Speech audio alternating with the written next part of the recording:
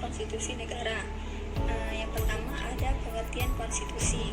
Kata konstitusi berasal dari bahasa Prancis yaitu constituer, yang berarti membentuk. Pemakaian istilah konstitusi yang dimaksud ialah pembentukan suatu negara atau menyusun dan menyatakan suatu negara. Sedangkan secara istilah konstitusi berarti peraturan dasar mengenai pembentukan negara. Konstitusi merupakan hukum dasar yang dijadikan pegangan dalam penyelenggaraan suatu negara yang memuat aturan pokok atau fundamental mengenai sendi-sendi yang diperlukan untuk berdirinya suatu negara.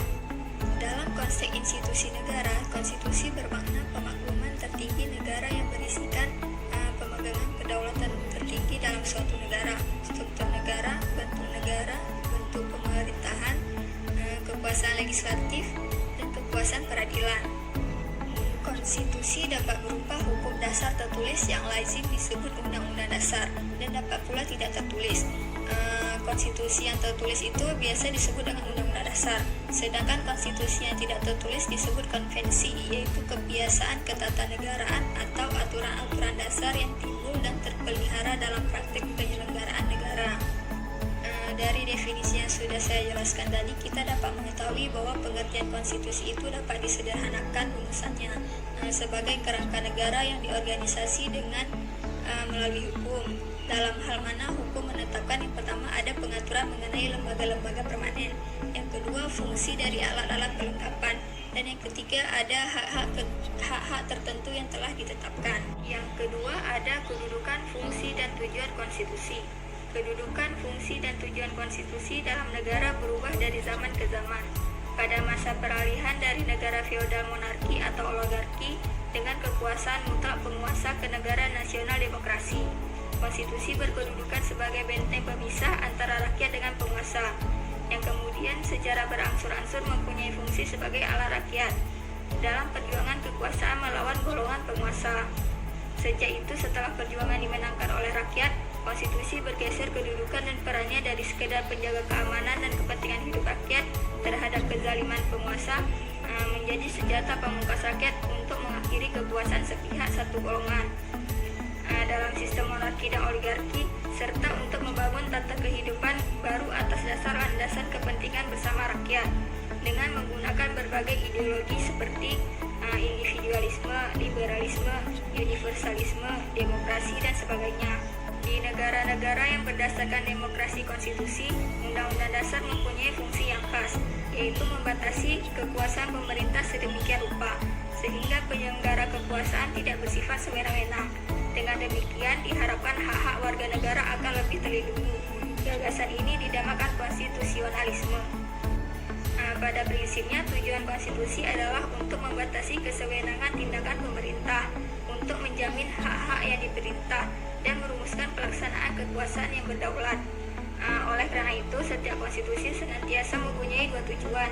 Yang pertama ada untuk memberi pembatasan dan pengawasan kekuasaan politik, dan yang kedua untuk membebaskan kekuasaan dari kontrol mutlak para penguasa serta menetapkan bagi para penguasa tersebut batas-batas kekuasaan mereka. Baik, selanjutnya saya akan menjelaskan tentang konstitusi sebagai hukum dasar. Nah, jadi konstitusi sebagai hukum dasar dalam negara itu sangat tergantung pada pemegang kekuasaan tertinggi atau prinsip kedaulatan yang dianut dalam suatu negara. Jadi jika negara menganut paham kedaulatan rakyat, maka sumber legitimasi konstitusinya itu adalah rakyat. Dan jika negara menganut paham kedaulatan raja, maka raja yang menentukan berlaku atau tidaknya suatu konstitusi. Konstitusi ini sendiri itu merupakan hukum yang tertinggi dan paling fundamental sifatnya, karena merupakan sumber legitimasi atau landasan otorisasi bentuk-bentuk hukum atau peraturan perundang-undangan lainnya. Artinya secara prinsip yang berlaku universal, peraturan perundang-undangan yang secara hierarki berada di bawahnya itu tidak boleh bertentangan dengan undang-undang dasar. Poin selanjutnya tentang konstitusi negara Indonesia. Jadi konstitusi negara Republik Indonesia secara resmi itu bernama Undang-Undang Dasar Negara Republik Indonesia tahun 1945 sebagai hukum dasar yang mengatur cara bernegara bangsa Indonesia. Dan bentuk Undang-Undang Dasar 1945 ini merupakan konstitusi tertulis yang dimuat dalam suatu naskah. Isi dan substansinya itu bersifat fundamental bagi hukum organisasi negara, juga mengenai semua aspek bernegara seperti hukum, politik, ekonomi,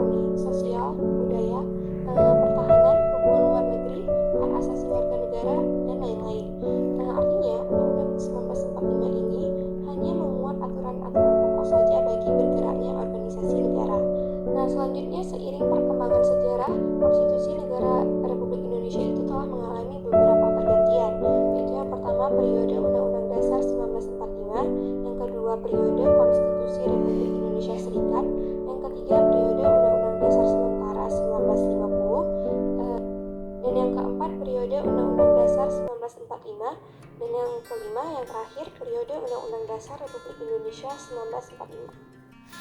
Assalamualaikum warahmatullahi wabarakatuh. Saya Cut Maharani Azura. Saya di sini ingin menjelaskan tentang pengertian rule of law dan konsep-konsep rule of law. Yang pertama, pengertian rule of law. Friedman membedakan pengertian rule of law menjadi dua. Yang pertama, pengertian formal. Dalam pengertian ini, rule of law diartikan sebagai kekuasaan umum yang terorganisir atau disebut organized public power, misalnya negara. Pengertian secara hakiki, rule of law berkaitan dengan penegakan hukum dalam rangka memberi rasa keadilan bagi masyarakat dalam menerapkan hukum yang baik dan hukum yang buruk. Dalam konteks ini, rule of law merupakan suatu legalisme sehingga gagasan bahwa keadilan dapat diwujudkan melalui pembuatan sistem peraturan dan prosedur yang bersifat objektif, tidak memihak, tidak personal, dan otonom. Yang kedua ada prinsip-prinsip rule of law.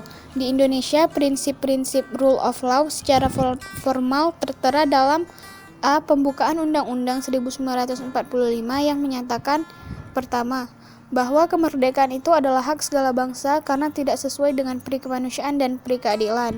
Yang kedua, kemerdekaan Indonesia yang merdeka, bersatu, berdaulat, adil, dan makmur.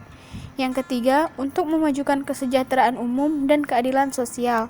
Yang keempat, disusunlah kemerdekaan kebangsaan Indonesia itu dalam suatu undang-undang dasar negara Indonesia.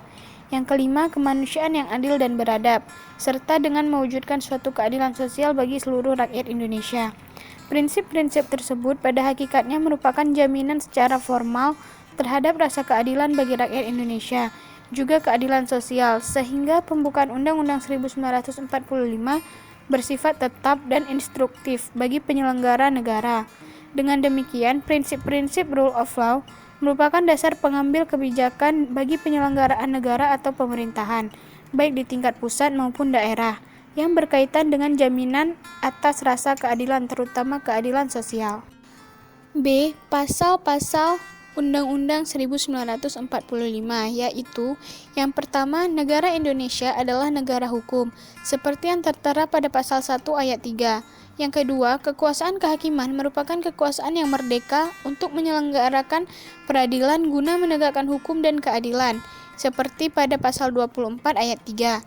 Yang ketiga, segala warga negara bersama kedudukannya di dalam hukum dan pemerintahan, serta wajib menjunjung hukum dan pemerintahan itu dengan tidak ada kecualinya, seperti yang tertera pada pasal 27 ayat 1. Yang keempat, pasal 10 antara lain bahwa setiap orang berhak atas perlakuan, jaminan, perlindungan, dan kepastian hukum yang adil, serta perlakuan yang sama di hadapan hukum, seperti yang tertera pada pasal 24D ayat 1. Yang kelima, setiap orang berhak untuk bekerja serta mendapat imbalan dan perlakuan yang adil dan layak dalam hubungan kerja, seperti yang tertera pada pasal 24D ayat 2. Assalamualaikum warahmatullahi wabarakatuh. Nama saya Rizky Gondari dan di sini saya akan menjelaskan tentang rule of law dalam penyelenggaraan pemerintahan dan konsep negara hukum Pancasila. Rule of law dalam penyelenggaraan pemerintahan. Di sini Wade dan Tillich menengahkan rule of law, yaitu rule of law mendahulukan hukum dan ketertiban dalam masyarakat daripada anarki. Di sini the rule of law merupakan sesuatu pandangan filosofi terhadap masyarakat yang dalam tradisi barat berkenaan dengan konsep demokrasi. Yang kedua, the rule of law menunjukkan suatu doktrin hukum bahwa pemerintah harus melaksanakan sesuai dengan hukum. Dan yang ketiga, the rule of law menunjukkan suatu kerangka prinsip politik yang harus diperincikan dalam peraturan hukum, baik hukum substantif maupun hukum acara. Nah, di sini contohnya adalah apakah pemerintah mempunyai kekuasaan untuk menahan warga negara tanpa melalui proses peradilan dan mengenai proses misalnya adanya presumption of innocence. Konsep negara hukum Pancasila. Menurut Philip M. Hajon menggunakan istilah negara hukum Pancasila tidak dapat dengan begitu saja dipersamakan dengan dasar atau rule of law karena dengan ciri-ciri. Yang pertama, ada hubungan yang erat antara agama dan negara. Yang kedua, bertumpu pada ketuhanan yang Maha Esa. Yang ketiga, kebebasan beragama dalam arti positif. Yang keempat, ateisme tidak dibenarkan dan komunis dilarang. Dan yang kelima, asas kekeluargaan dan kerukunan. Jadi dalam negara hukum Pancasila tidak boleh terjadi pemisahan antara agama dan negara, baik secara mutlak maupun secara nisbi, karena hal itu bertentangan dengan Pancasila dan Undang-Undang Dasar 1945.